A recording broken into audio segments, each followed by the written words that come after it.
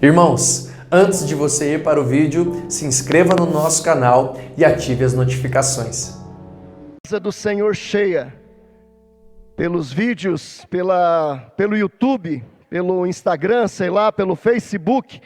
Que alegria poder falar para você nesta noite, querido irmão, querida irmã, nossos irmãos aqui da Igreja Presbiteriana da Penha, várias ovelhas lá de Mimoso do Sul, Cachoeiro, Vitória. Queridos irmãos, alegria poder recebê-los aqui na nossa igreja e poder ministrar a palavra de Deus ao coração de vocês nesta noite. Também alguns irmãos de Sorocaba, Tatuí, nosso querido irmão Agenor lá de Santa Rita do Sapucaí.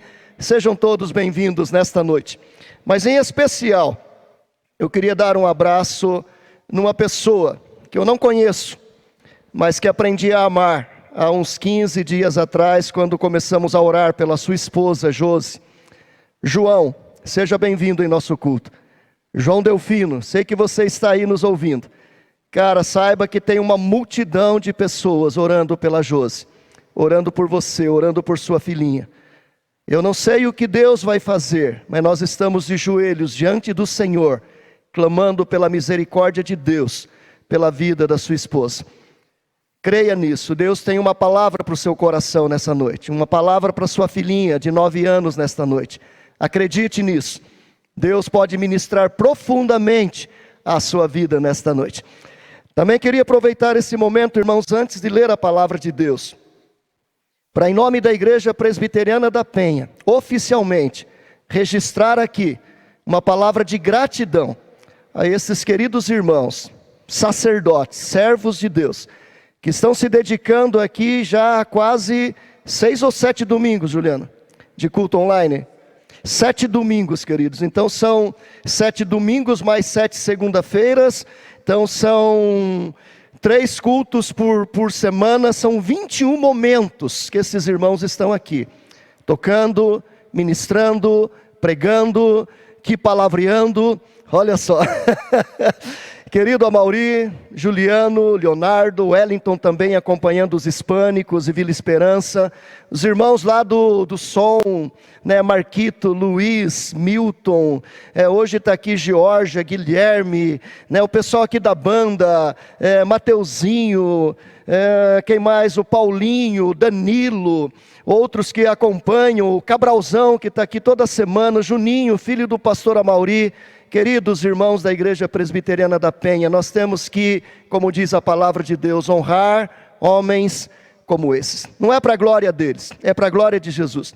Eu falo isso porque eu estou mais distante, eu estou mais longe, eu venho só quando prego, mas eles estão aqui todos os dias e todos os cultos. O templo está vazio, mas eles estão aqui para pregar a palavra. Então, Amauri, como líder dessa equipe, receba a nossa gratidão. Juliano, como líder da música, receba a nossa gratidão. Marquito, como líder do som, da transmissão, recebam nossa gratidão. Em nome da igreja, eu como um dos pastores e minha família como membros desta igreja, queremos registrar aqui o nosso louvor, a nossa gratidão a essa equipe tremenda que está aqui já há 7 semanas, servindo a Deus de forma poderosa, empenhada, comprometida. Queria agradecer a Deus por isso. Deus amado, obrigado pela vida desses queridos irmãos, que têm honrado o nome do Senhor, que abraçaram esta causa, que arregaçaram as mangas, e mesmo correndo o risco de uma possível contaminação, estão aqui, domingo após domingo, segunda após segunda, todos os dias, fazendo a obra do Senhor. Abençoe estes pastores, abençoe estes irmãos dos ministérios de música, transmissão, som. Ó Deus, abençoe estas vidas, Pai, comunicação, tem misericórdia, Pai, e que eles se mantenham fiéis, e que o Senhor proteja, livre-os de todo mal, Pai, em nome de Jesus, a nossa gratidão aqui registrada. Amém, Senhor. Salmo 23, queridos, a palavra de Deus nos diz assim: o Senhor é o meu pastor, nada me faltará. Ele me faz repousar em pastos verdejantes, leva-me para junto das águas de descanso, refrigera a minha alma, guia-me pelas veredas da justiça, por amor do seu nome. Ainda que eu ande pelo vale da sombra da morte, não temerei mal nenhum, porque tu estás comigo, a tua vara e o teu cajado me consolam.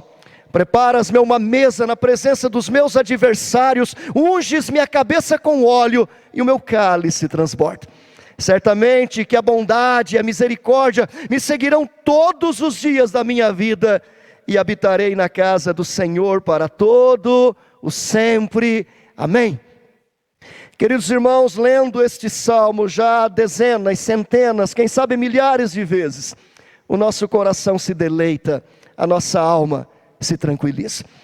Hoje, lendo um comentário de Spurgeon, ele diz: o Salmo 23 é a pérola de todos os salmos do livro dos Salmos. É aquela joia, aquela gema que Deus colocou aqui. É aquela nota mais brilhante de uma grande canção. Salmo 23, queridos, é um salmo muito precioso, é uma poesia carregada de beleza, carregada de graça, carregada da bondade, da glória e da majestade do nosso Deus. Herman, comentando este salmo, ele diz: é difícil encontrar o tempo, datar o tempo em que Davi escreveu o Salmo 23. Alguns dizem que ele escreveu no começo da sua vida, outros dizem que ele escreveu mais do meio para o fim. Eu particularmente prefiro acreditar que Davi já escreveu esse salmo quando estava do meio para o fim da sua vida, carregado de experiência, carregado de intimidade com Deus. Eu creio que ele faz uma jornada na sua história, dá uma olhada em todo o seu passado, toda a sua carreira, desde os dias em que ele era menino lá na casa do seu pai, desde o dia em que chega na sua casa Samuel e derrama o óleo da unção sobre a sua cabeça, ungindo o rei de Israel. Então Davi faz toda essa trajetória, olhando os longos anos de perseguição, de luta, os primeiros anos do reino, os 7 anos governando só em Hebrom, depois juntando todo Israel, e agora Davi, olhando a sua história, ele chega a uma conclusão muito sábia, dizendo: se cheguei até aqui, só cheguei porque o Senhor é o meu pastor. Ele faz uma declaração de fé: o Senhor é o meu pastor. E diante dessa declaração de fé, ele chega a uma conclusão óbvia, lógica: se o Senhor é o meu pastor, nada me faltará. Olha, queridos, o Senhor é o meu pastor, se o Senhor é o meu pastor, nada me faltará. E a minha proposta nesta noite, meus irmãos, é a seguinte: se o Senhor é o meu pastor e nada me faltará, então o que não me faltará? O que não me faltará? É esta resposta que eu quero responder para cada um de nós à luz do Salmo 23. O Senhor já é o seu pastor. Você já declarou que Yahvé, que o Deus Criador dos céus e da terra, que Jesus Cristo, o Filho de Deus, é o seu pastor. Se você fez essa declaração, você pode concluir como Davi: nada me faltará. E se você fez essa declaração e nada me faltará, então o que não faltará na minha vida, na sua vida, na nossa vida? E eu creio que do versículo 2 até o versículo 6, Davi vai descrever aqui pelo menos 7 coisas que não faltarão na vida daquele que tem Deus como pastor. Em primeiro lugar, ele diz no verso 2: ele me faz repousar em pastos verdejantes, leva-me para junto das águas de descanso. Primeira conclusão que eu chego é a seguinte: se o Senhor é meu pastor, não me faltará provisão. Se o Senhor é o meu pastor, não me faltará provisão. Davi fora pastor de ovelhas, Davi cuidara de suas ovelhas, Davi sabia que ovelhas precisam de pastos verdes e de águas tranquilas. Esse é o alimento básico para o sustento de uma ovelha. E ele sabia que como pastor, pastor é aquele que cuida, é aquele que alimenta as suas ovelhas, é aquele que fará todo e qualquer sacrifício para que a sua ovelha tenha pastos verdes e águas tranquilas. Ele vai tomar todos os cuidados, ele vai fazer todos os esforços, ele vai envidar todo e qualquer sacrifício para que as suas ovelhas comam durante todo o dia, para que as suas ovelhas bebam aquela água limpa e cristalina. E agora Davi sai da condição de pastor, Davi entra na condição de ovelha. Davi elege Deus, ou é elegido por Deus, como tendo Deus como seu pastor. E agora ele diz: se o Senhor é o meu pastor, eu tenho provisão, alimento, sustento garantido. Querido, nós temos que entender que toda provisão, todo sustento é dádiva das mãos de Deus. Provisão física, provisão emocional, provisão espiritual, provisão moral, provisão social, provisão relacional, provisão intelectual. Pense em qualquer tipo de provisão, pense em qualquer necessidade que você possa ter. Toda provisão vem do trono da graça de Deus.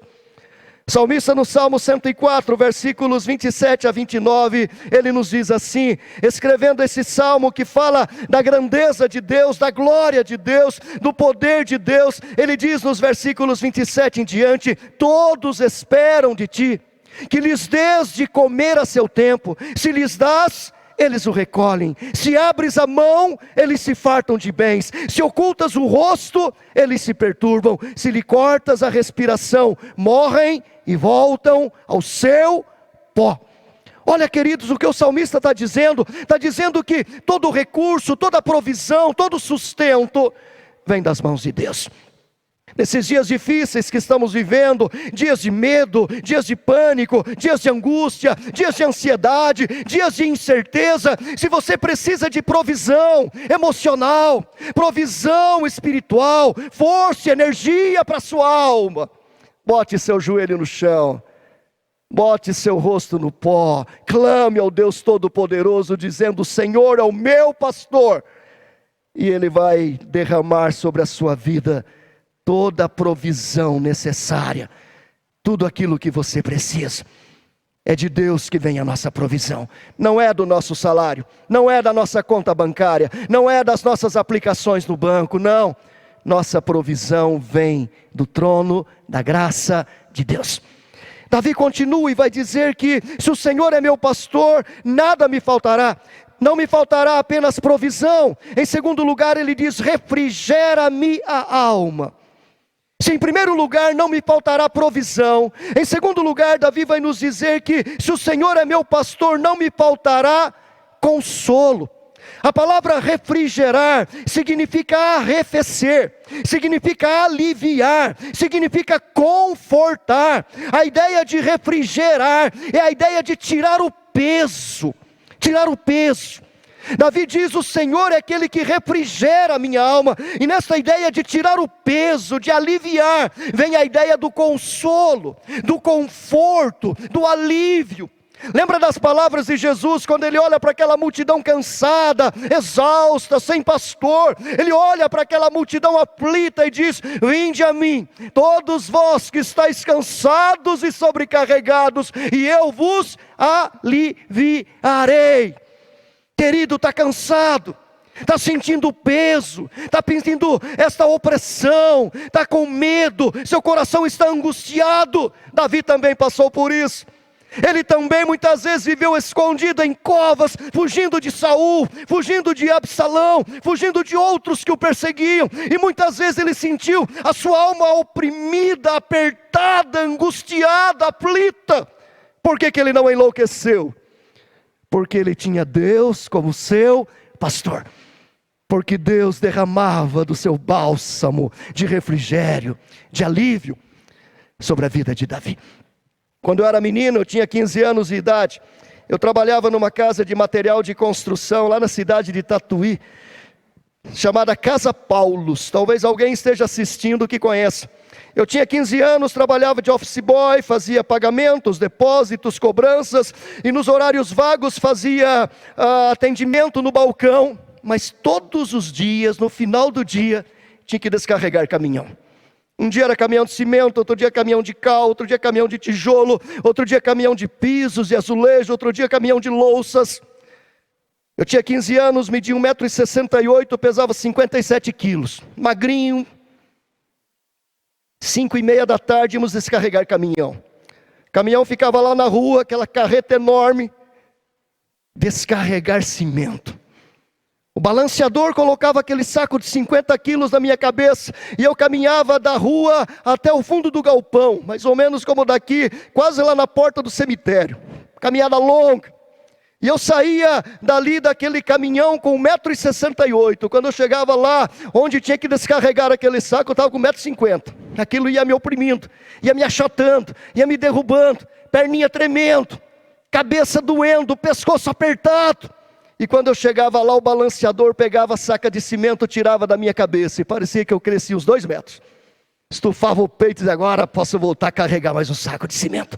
Querido, refrigerar é isso, é trazer este alívio, é tirar este peso. Imagina um menino com 57 quilos e um saco de 50 quilos na cabeça, andando quase 100 metros para descarregar lá no fundo do galpão. Eu chegava lá exausto, chegava lá diminuído, apequenado. Mas então aquela saca de cimento era tirado e o alívio, o descanso, o consolo. É isso que o bom pastor faz na nossa vida. Está cansado? Nesses dias de tantas notícias, de tanto bombardeio de notícias, de imagens, onde o medo nos perscruta, está cansado, está se sentindo oprimido. Então confesse Jesus como o pastor da sua vida, Ele vai lhe dar consolo, Ele vai refrigerar a sua alma. Terceiro lugar, Davi vai dizer, guia-me pelas veredas da justiça, por amor do seu nome. Se o Senhor é meu pastor, não apenas me faltará, não me faltará apenas a provisão, não me faltará apenas o consolo. Em terceiro lugar, Davi disse, o Senhor é meu pastor, não me faltará direção. Guia-me pelas veredas da justiça, por amor do seu nome. Olha que coisa preciosa, se Deus é meu pastor, Ele vai dirigir a minha vida, vai guiar a minha vida, vai me instruir nas minhas decisões. Esse tempo onde a gente não sabe que caminho tomar, onde o mundo todo está perdido, nossos governantes estão perdidos, nossos biólogos, nossos químicos, nossos cientistas, nossos médicos estão perdidos. Deveríamos todos botar o joelho no chão e o rosto no pó e clamarmos buscando a direção de Deus. Salmo 25, versículo de número 12, o salmista diz assim, ao homem que teme ao Senhor, Ele o instruirá no caminho que deve escolher. Queridos, é Deus que nos guia pelo caminho correto, é Deus que nos mostra as sendas certas da nossa vida. Se entregues a nós mesmos, nós estaremos perdidos, fadados ao fracasso. Nessas 2 últimas semanas, eu tive o privilégio de ler os livros 1º e 2º Samuel, 1º e 2º Reis, terminei o 2º de Crônicas, hoje terminei Esdras. E uma das coisas que mais me apaixona lendo Samuel e 1º livro dos Reis, lendo a história de Davi, é perceber como Davi consultava o Senhor. Como todas as decisões de Davi, ele buscava primeiro a orientação de Deus, ele buscava o Senhor, ele orava ao Senhor dizendo, Senhor, perseguirei o bando, Senhor, subirei, Senhor, irei atrás do bando, Senhor, eu vou pela direita ou vou pela esquerda. Todas as vezes que Davi consultou ao Senhor, seja na sua oração, seja pela estola sacerdotal, Deus mostrou o caminho correto, Deus dirigiu os passos de Davi. Em 2 ocasiões Davi não consultou ao Senhor, quando ele pecou contra Batseba, quando ele mandou chamá-la. Olha que os servos ainda até disseram para Davi, Davi, ela é casada, ela é esposa de Urias, um dos seus soldados. Mas ele passou por cima daquilo e mandou chamá-la, quebrou a cara, pecou, adulterou, e o peso da espada depois esteve sobre a casa de Davi. Ele não consultou ao Senhor, ele sabia que estava errado, ele sabia que não podia fazer aquilo, ele não deu ouvidos aos seus servos, cometeu uma atitude sem consultar a Deus, e ele trouxe sofrimento, dor para ele mesmo e para toda a sua família. Uma outra ocasião foi já no final da vida de Davi, quando ele manda levantar o censo, levantar o censo do seu exército, e Joabe chega para ele e diz, Davi, não faça isso, que Deus multiplique este exército, mas não faça isso. Mas ele empenhou a sua palavra e prevaleceu a sua palavra de rei, e ele mandou, e aquilo aconteceu, e ele diz que quando chega o resultado, o seu coração bateu. Por conta disso, uma praga caiu sobre Jerusalém. Mais de 70 mil pessoas morreram, só não morreram mais porque Deus é cheio de misericórdia. Queridos, nós precisamos consultar a Deus. Buscar a orientação de Deus não é coisa de pentecostal. Não, buscar a orientação de Deus é coisa de gente crente. Deus é quem nos mostra o caminho, e o verdadeiro caminho é o próprio pastor, Jesus Cristo. Ele mesmo disse: eu sou o caminho e a verdade e a vida. Ninguém vem ao Pai senão por mim. Quem não estiver no caminho que é Cristo, está perdido. Está andando em círculo como o povo no deserto. Quem não estiver no caminho da justiça que é Cristo, o supremo pastor, vai andar por caminhos, mas nenhum deles vai levar a Jerusalém celestial, porque só Cristo é o verdadeiro caminho que nos leva à presença de Deus. Davi continua dizendo: o Senhor é o meu pastor, e se o Senhor é o meu pastor, nada me faltará. E se nada me faltará, o que não me faltará? Primeiro lugar, provisão. Segundo lugar, consolo. Terceiro lugar, direção. Em quarto lugar, ele vai dizer: ainda que eu ande pelo vale da sombra da morte, não temerei mal nenhum, porque tu estás comigo, a tua vara e o teu cajado me consolam. Quarto lugar, Davi vai dizer: se o Senhor é meu pastor, não me faltará proteção. Proteção. Ele vai dizer: ainda que eu ande pelo vale da sombra e da morte, ainda que eu ande por caminhos perigosos, por sendas apertadas, por trilhos estreitos e escuros, eu não temerei. Não porque sou valente, não porque sou corajoso, não porque sou homem de guerra, não porque eu posso fazer coisas maravilhosas, não, mas porque tu estás comigo. No Salmo 27 ele diz: o Senhor é a minha luz e a minha salvação, de quem terei medo? O Senhor é a fortaleza da minha vida, a quem temerei? Quando malfeitores me sobrevêm para me destruir, meus opressores e inimigos, eles é que tropeçam e caem. Ainda que um exército se acampe contra mim, não se atemorizará o meu coração. E se estourar contra a minha guerra, ainda assim terei confiança. Por quê? Porque o Senhor é a minha luz, porque o Senhor é o meu pastor. Quando eu era menino e morava lá no interior de São Paulo, ainda na roça, quando eu terminei a quarta série, lá na escolinha mista do bairro da Boa Vista, eu fui estudar em Itapetininga, fazer a quinta e depois a sexta séries. E eu tinha que caminhar todos os dias de casa até o ponto de ônibus, aproximadamente 10 quilômetros a pé. Saía de casa às 8h30 da manhã, caminhava até o ponto, tomava o ônibus, ia até Itapetininga, estudava, terminava a escola lá por volta de 5 e pouco da tarde, tomava o ônibus, descia no mesmo ponto por volta de 6h30 e caminhava a pé até em casa, chegando em casa quase 9 horas da noite. Eu tinha apenas 11 anos de idade.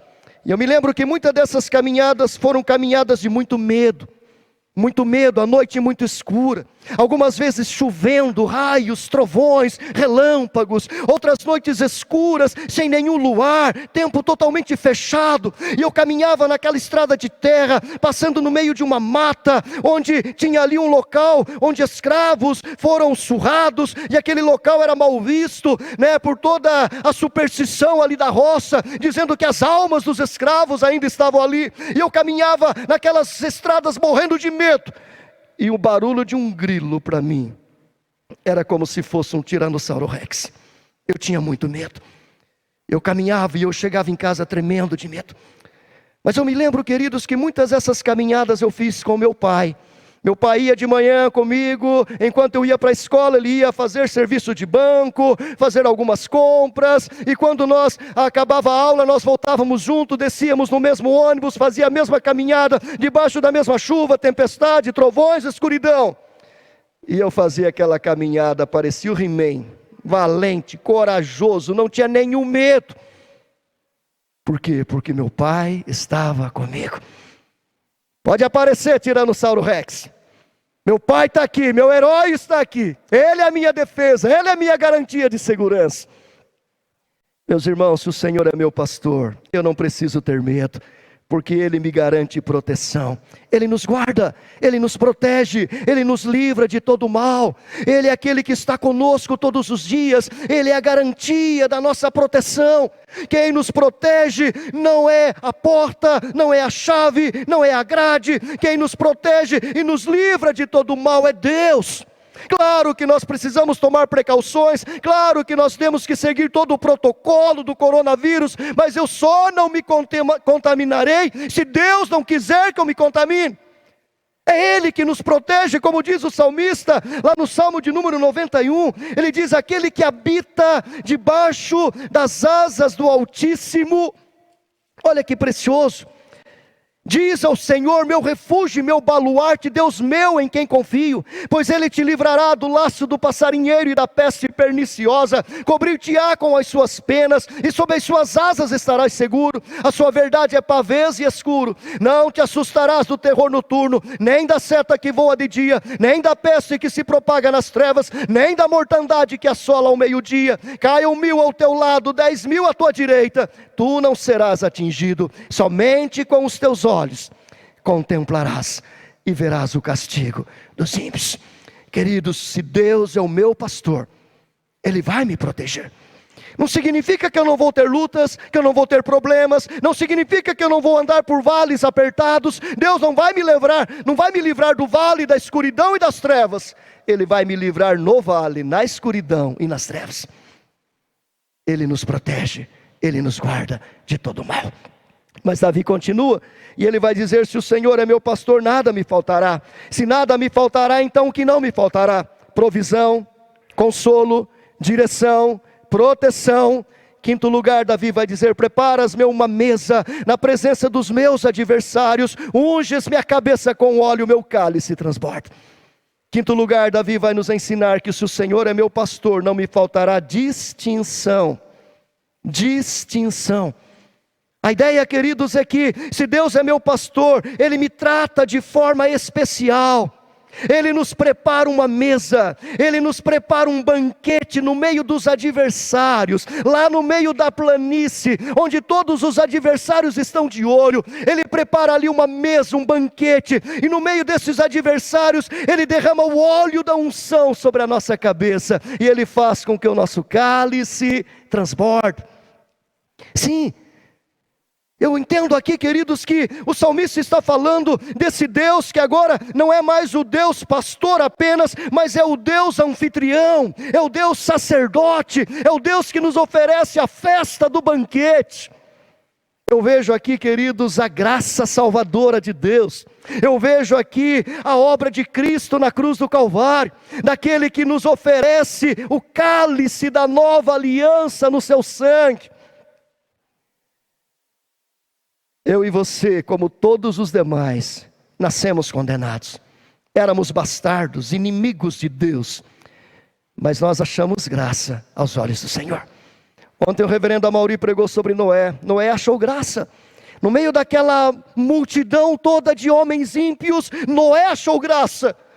Não é porque Noé era melhor do que eles, foi porque Deus foi gracioso para com Noé e transformou a vida dele. Assim também Deus fez com que nós achássemos graças aos olhos dele. Nós também éramos miseráveis e pecadores, e se não fosse a graça de Deus, estávamos caminhando a passos largos para o inferno. Mas a graça de Deus nos alcançou. O sangue de Jesus Cristo nos purificou de todo o pecado. O selo do Espírito Santo está na nossa vida. O Espírito de Deus testifica com o nosso espírito que somos filhos de Deus. Agora, como povo de Deus, como igreja do Senhor, Ele nos trata com distinção. Veja o que diz a palavra de Deus lá em Êxodo capítulo 11. Êxodo capítulo 11, quando Moisés está descrevendo as pragas no Egito, ele nos diz assim, capítulo 11, primeiro capítulo 8, versículos 22 e 23, ele nos diz assim: misericórdia, Deus, naquele dia separarei a terra de Gósen, em que habita o meu povo, para que nela não haja enxames de moscas, e saibas que eu sou o Senhor no meio da terra. Farei distinção entre o meu povo e o teu povo. Amanhã se dará este sinal. No capítulo 9, versículo 4, ele diz: e o Senhor fará distinção entre os rebanhos de Israel e o rebanho do Egito, para que nada morra de tudo que pertence aos filhos de Israel. Versículo 7 diz: Faraó mandou ver, e eis que do rebanho de Israel não morrera nenhum sequer, porém o coração de Faraó se endureceu e não deixou ir o povo. Ainda temos, querido, lá no capítulo 11, quando fala da última praga, da praga dos primogênitos, da morte dos primogênitos, ele diz: haverá grande clamor em toda a terra do Egito, qual nunca houve, nem haverá jamais, porém contra nenhum dos filhos de Israel, desde os homens até os animais, nem ainda um cão rosnará. Para que saibais que o Senhor fez distinção entre os egípcios e os israelitas. Sim, queridos, Deus nos trata com distinção, não é porque mereçamos, não é porque somos melhores do que ninguém, mas porque nós achamos graça diante de Deus. A Bíblia diz que no dia do juízo Deus mandará os seus anjos que separarão os salvos dos não salvos, os justos dos injustos, e colocarão os justos à sua direita, e diz que Deus vai dizer: vinde benditos de meu Pai, possuir o reino que vos está preparado desde antes da fundação do mundo. Deus nos distinguiu. Reverendo Juliano está dando um curso na ETEP sobre predestinação, é isso. Deus nos elegeu, Deus nos escolheu, e agora Ele derrama sobre nós o óleo da unção, agora Ele enche o nosso cálice, e Ele transborda, é o cálice da graça, é o cálice da nova aliança no sangue de Cristo, que nos separou do reino das trevas, e nos trouxe para o reino da sua maravilhosa luz. Então quer dizer que crente não pega Covid? Estou falando isso? Estou falando que crente é tratado com distinção. Se pegar Covid a gente morre, e quando morrer o corpo tomba aqui, a alma é recebida nos braços do Pai. Glória a Deus por isso. Sexto lugar, Davi vai dizer: o Senhor é o meu pastor, e se o Senhor é meu pastor, nada me faltará. O que não me faltará? Não me faltará provisão, não me faltará consolo, não me faltará direção, não me faltará proteção, não me faltará distinção. Versículo 6, ele diz: bondade e misericórdia certamente me seguirão todos os dias da minha vida. Se o Senhor é meu pastor, em sexto lugar, não me faltará companhia. Companhia. Bondade e misericórdia certamente me seguirão todos os dias da minha vida. Estamos numa grande jornada, numa grande caminhada. Somos peregrinos numa terra estranha, somos forasteiros. Aqui não é o nosso lar. Estamos aqui caminhando com os pés da terra e os olhos da eternidade. E enquanto fazemos esta grande caminhada, nós não caminhamos sozinhos. Bondade e misericórdia são os presentes, são os servos que Deus destacou para estarem à minha direita e à minha esquerda, e para estarem à direita e à esquerda de todos aqueles que Deus tratou com distinção, no versículo 5.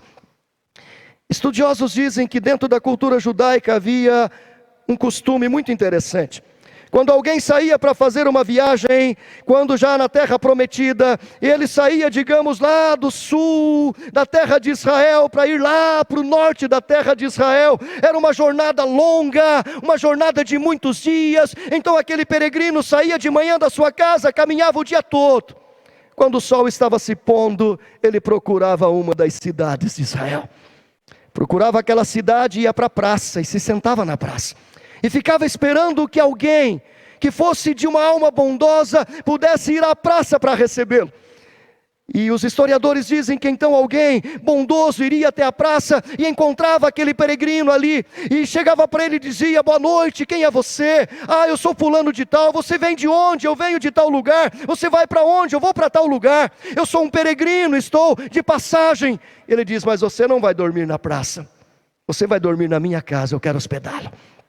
E então aquele anfitrião pegava aquele peregrino, levava para sua casa, e ele tomava banho, e ele comia, e ele bebia, e ele dormia.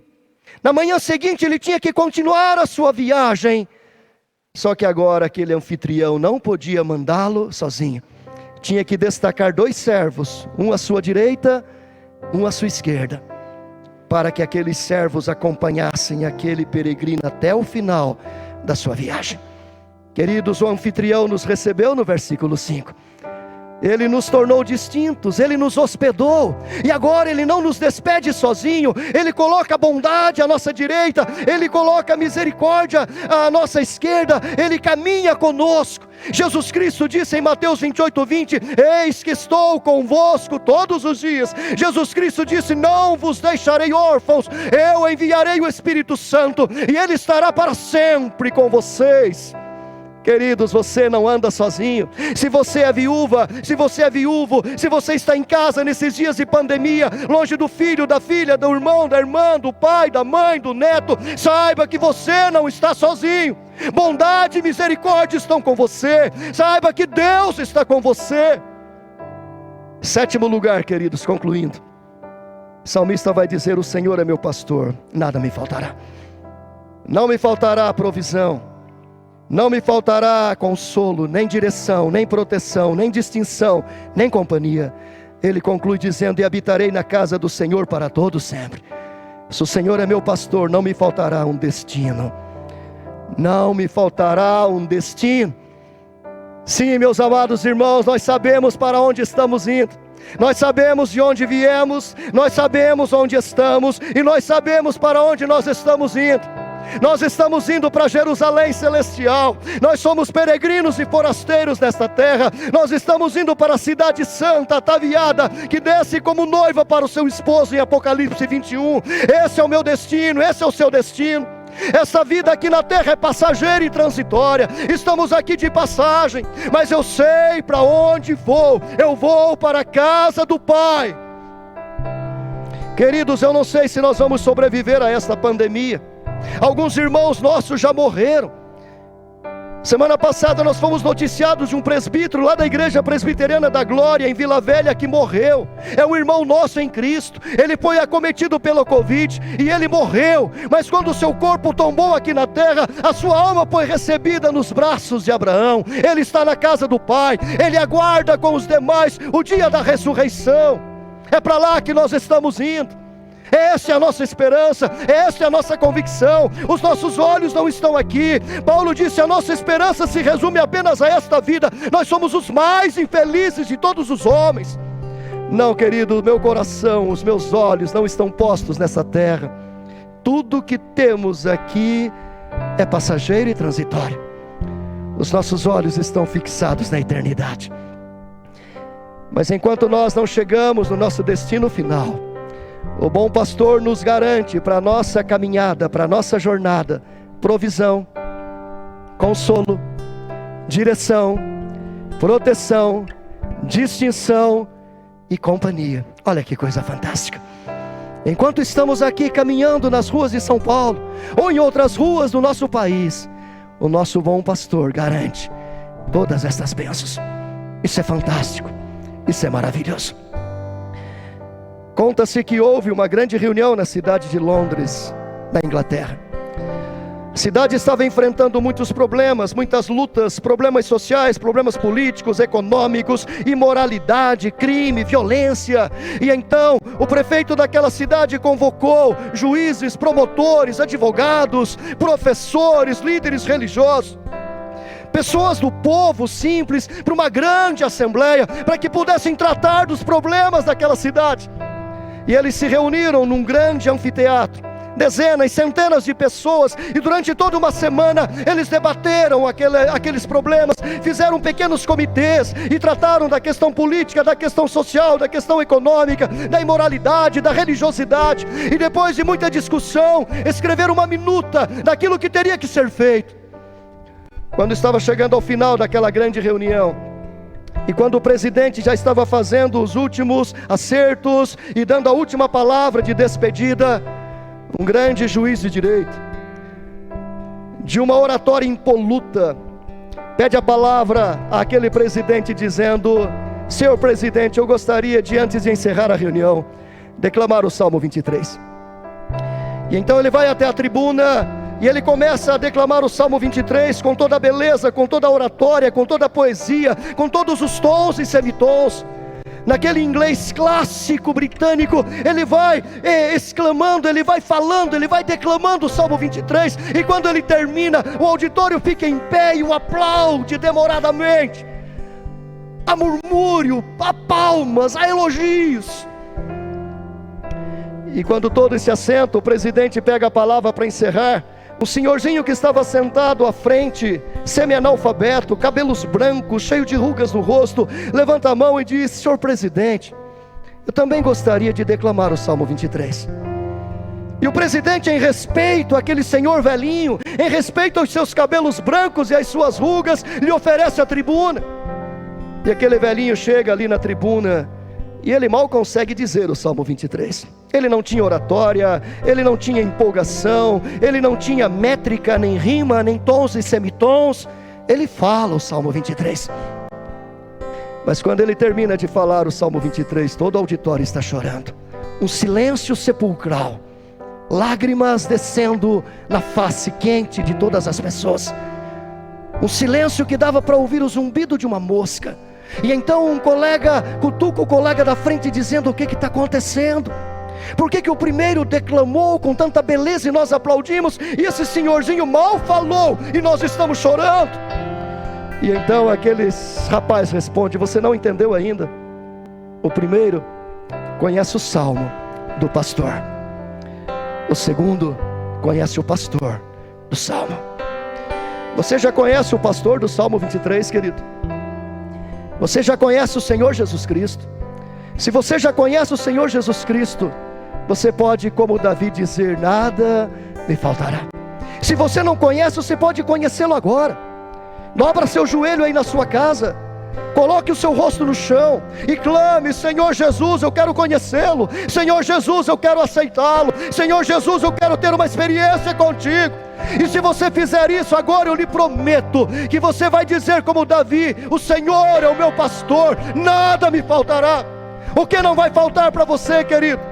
Não vai faltar provisão, nem consolo, nem direção, nem proteção, nem distinção, nem companhia. E quando tudo aqui na terra terminar, você terá um destino, um lar. Você terá o Cristo, o supremo pastor, de braços abertos, dizendo: vinde bendito de meu Pai, possui o reino que está preparado desde antes da fundação do mundo. Se o Senhor é o seu pastor, você não precisa ter medo. Você não precisa ter medo de nada. Creia nisso, acredite nisso, confesse Jesus e não tenha medo.